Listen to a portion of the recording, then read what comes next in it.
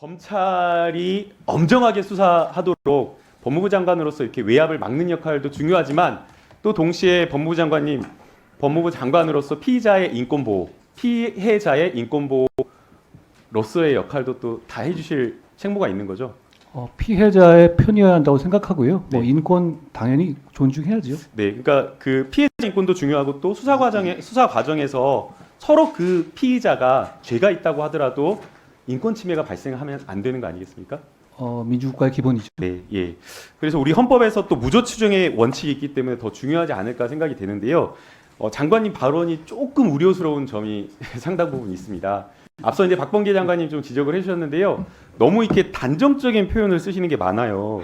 지금 김성태 회장 자표기 송환되기도 전인데 이 피의자에게 깡패라는 이 표현 써도 되는 겁니까? 저는 깡패라고 봅니다. 장관이 그렇게 말씀하셔도 되는 거예요? 그러니까 본다.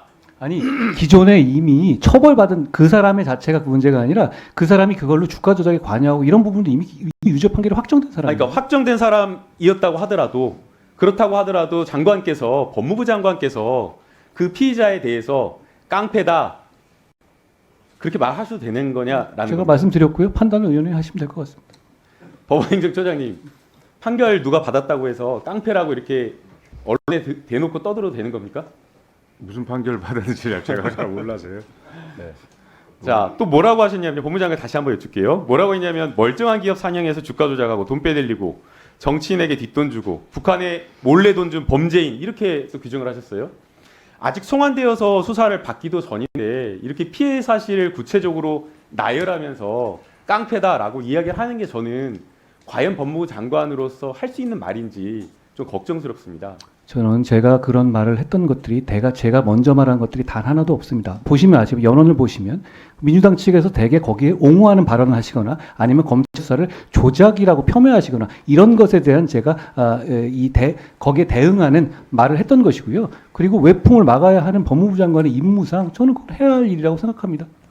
그 단전적인 표현이나 이런 것들은 그 피의자의 인권뿐만 아니라 기본적으로 법무부 장관이 해야 되는 그러한 어떤 책무라든가 공적인 위치에서 좀 적절하지 않은 발언이니까 향후에는 조금은 더 조심스럽게 그리고 신중하게 발언을 했으면 좋겠습니다. 위원님 말씀 잘 참고하겠습니다. 네. 도이치모터스 주가 조작 판결 선고가 나오기 전에 지난주 6일하고 7일에 김건희 여사에 대한 특검 찬성과 반대 여론조사를 했습니다. 이 여론조사 결과 66.4% 우리 국민들이 김건희 여사에 대한 특검을 해야 된다라고 찬성을 했습니다. 응답자 3명 중 2명이 해야 된다라는 것입니다. 판결 선고 이전에 우리 국민들의 법감정이 김건희 여사에 대한 수사 자체가 불공정했다라고 판단을 한 것이라고 생각이 됩니다. 법무부 장관님 이 여론조사에 대해서 어떻게 생각하시나요?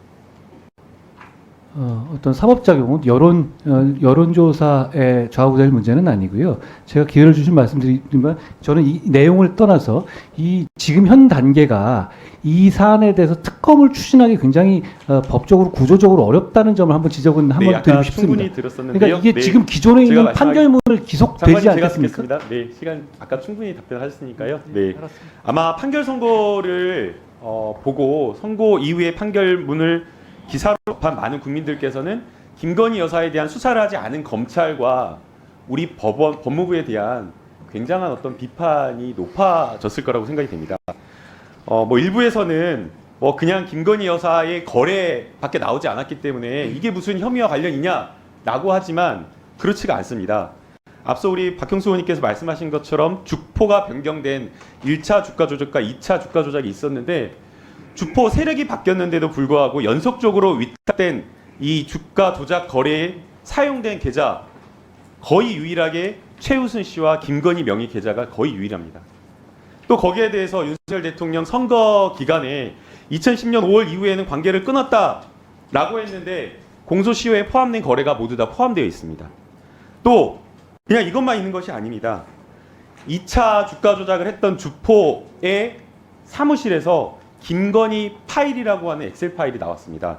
해당 파일에는 김건희 여사 명의의 계좌, 인출 내역, 잔고, 주식 수량 등이 표시되어 있었고 이게 그대로 김건희 여사 계좌와 일치했었습니다. 또 거기에 더해서 이 블랙펄 인베스트먼트에 김건희 여사 15억 대여해줬다라고 하고 있고요.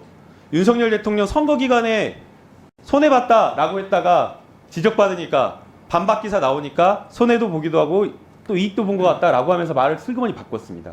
그런데 지금 뉴타파 보도에 따르면 거의 김건희 여사가 10억 5천만 원 정도의 수익을 올렸다라는 그런 추정 보도도 있습니다.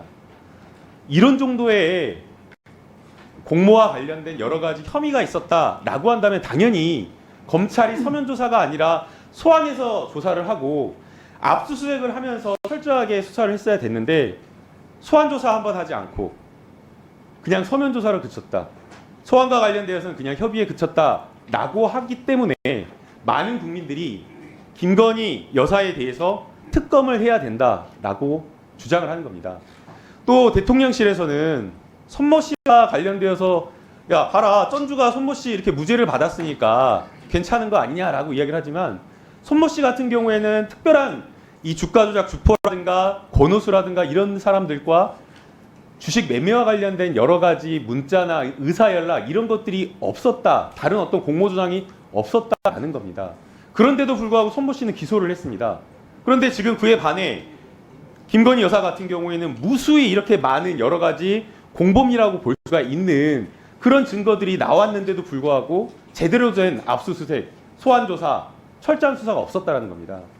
그렇기 때문에 지금이라도 공소시효가 남아있기 때문에 검찰이 철저한 제대로 된 수사를 해야 된다라고 생각이 됩니다. 법무장관 어떻게 생각하시나요? 짧게 부탁드립니다. 아까 말씀드렸다시피 아니 그렇게 증거가 다 있었으면 왜 지난 당시에 기소 안 했을지 저도 약간 의문이 들고요. 그리고 말씀하신 내용들이 그 당시 다 있었던 내용 아닙니까? 그리고 거기에 관해서 제가 말씀드린 것처럼 1심 판결도 났기 때문에 검찰이 투명하게 결정할 거라고 생각합니다. 아까 제가 지적하고 싶었던 것은 어떠냐면 특검을 말씀하셨는데 지금 본범에서 범죄 혐의를 넓히는 방향의 수사를 하는 구조가 아니지 않습니까? 그러면 역시 1심에서 나온 거 그리고 2심으로 넘어가고 이 판결의 내용에 다 기속될 거란 말입니다. 이중 기소가 안 되니까 본범들에서. 그러면 특검으로 밝힐 수 있는 내용이라는 것이 대단히 어떻게 보면 그 가담 정도? 예를 들어서 말한 어떤 전주로서의 가담 정도 이런 정도 아니겠습니까? 그런데 게다가 전주로서 무죄가 나고 그러면 그랬을 경우에 그거는 특검으로서가 그게 효용이 있을지는 저는 객관적으로 좀 의문이 들고요. 그런 차원에서 검찰에서 이번 1심 결과까지 감안해서 투명하고 공정하게 수사해서 판단할 거라고 생각합니다. 네. 제가 늘 계속 말씀드렸었죠. 예. 거의 뭐 11시가 다 되어 가는데요. 여기 나와 계신 많은 분들께서 고생 많으십니다. 네. 한동훈 본부장님, 오늘 김학의 출국 금지 사건 무죄 선고 난 거 보고 받으셨나요? 제가 여기 나와 있어서 상세하게 보고 못 받고 예. 그 보도가 난 걸 아까 잠깐 봤습니다. 예. 2019년 3월경에 별장 성접대 사건과 뇌물 혐의로 재수사를 앞두고 있었던 김학의 차관 출국 금지했다라고 하면서 그 과정에서 적법 절차를 지키지 않았다라고 하면서 기소되었던 이성윤 지검장, 법무부 간부, 청와대 비서관 등이 모두 무죄가 선고되었습니다. 그리고 일부 출국 금지 요청서를 작성했던 이규원 검사만 상급자의 허가를 받지 않고 작성했다고 하면서 일부 유죄가 인정되어서 선고유예가 나왔습니다. 당시에 이 수사가 진행되었을 때도 많은 언론에서 긴급성과 정당성을 제대로 평가하지 않은 검찰의 무리한 수사이다. 본질을 완전히 호도하고 본말을 전도시킨 그러한 어떤 정치적인 수사다. 보복 수사다라는 평가가 많았습니다. 아니나 다를까 오늘 무죄 선고가 나온 다음에 이런 이런 기사 제목이 있더라고요. 김학의 출국 금지 사건 전원 무죄, 보복 수사, 윤석열 검찰 완패. 저는 이런 사건을 볼 때마다 많은 국민들이 우리 검찰에 대한 신뢰를 잃는다라고 생각이 됩니다. 당시 검찰과 일부 보수 언론에서는 실체적 진실을 밝히는 것 못지않게 절차적 정의를 실천하는 것 중요하다라고 하면서 수사를 했는데요. 국민들은 그렇게 받아들이지 않는 겁니다.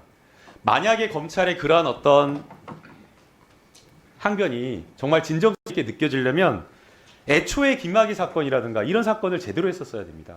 김학의 사건 2013년, 14년 1차 수사, 2차 수사 제대로 수사하지 않고 많은 여론이 있었는데도 불구하고 무혐의 처분했습니다. 당시 피해자 진술도 있었고 성범죄 동영상도 역시나 마찬가지로 명확하게 있었습니다. 그랬는데도 계좌 추적이나 통신조회 아주 기본적인 수사의 시작이라고 하는 압수수색조차 하지 않고 그냥 무혐의 처분을 한 겁니다. 성폭력 범죄 이러한 어떤 뇌물 범죄와 관련되어서는 제대로 수사해야 되는데 그런 수사는 하지 않고 오히려 이런 절차적인 부분에 있어서 수사를 해야겠다라고 하는 사람들의 일부 절차적 흠결을 침소봉대해가지고 보복하듯이 해서 수사를 하기 때문에 우리 국민들이 봤을 때는 신뢰를 하지 않는 겁니다. 이것만 있는 게 아닙니다. 고발사주 사건과 관련되어서 김우구원이 전달받아서 전달했다라고 하는 텔레그램과 녹취, 공익제보자의 생생한 진술까지 있는데 면담 보고서까지 조작했다라고 하면서 불기소 처분을 하는 겁니다. 그래서 내 식구는 확실하게 감싸고 내 식구를 수사한 사람들은 어떻게 흠결을 잡아가지고 보복 수사를 하기 때문에 검찰에 저는 신뢰가 떨어진다라고 보고 이러한 어떤 검찰의 정치수사, 보복 수사에 대해서 저는 법무부 장관으로서 사과를 해야 되지 않나라는 생각이 듭니다. 이상입니다. 네. 그 사안은 항소심에서 계속 에서 진실이 규명될 것이고요. 그 참고로 말씀드리면 뭐 윤석열 검찰 완패라고 말씀하셨는데 그 기소할 당시에 윤석열 당시 총장은 총장에서 물러난 이후였습니다.